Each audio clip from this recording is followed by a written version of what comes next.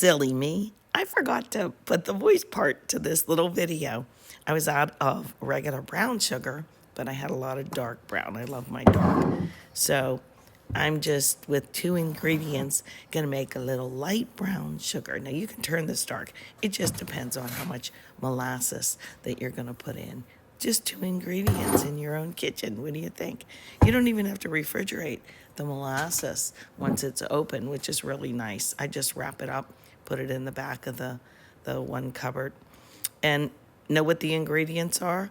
I looked at them. It's called molasses. That's all that's in there. I used to use a brand called Brown Rabbit. It's a little milder if you can find it. But I saw this and I had it in the cupboard for a long time. Now start out slow because this stuff is really strong. And the weird part about molasses is it doesn't smell good.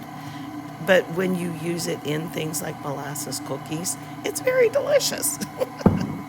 So I opened the jar and I smelled it and I went, I hope I remember this works good.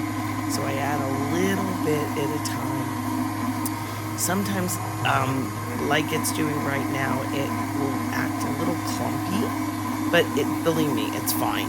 You just smash it down with the back of a spatula and it'll be fine. So I'm stirring it now to just kind of get it mixed in pretty thoroughly. Notice I have the whisk attachment on my KitchenAid.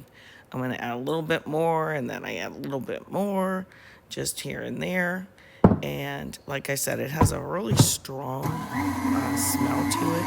But really, this is all it is. All the different sugars, like the turbinado sugar and sugar in the raw, if you will, you've probably seen in those little brown packages.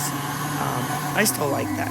I use it in my tea, actually. I have this little teeny tiny spoon that is in a pretty little jar, and I like to just use it. I can ration out my sugar that way. If Thane's making me a cup of tea, for instance, and I feel like sugar, I usually don't even put sugar in my tea. I just like half and half. But I've added more of this. See, look at it. It's only down to there, though. That's how long that lasts. Do you like molasses cookies? They're those big, thick, chewy ones. I just remember using, like I said, the Brown Rabbit brand when I would make those. So since I brought this out from the back of my cupboard, I think that's one of the cookies I'll be making this season. Okay, I'll be back. This definitely needs to mix more.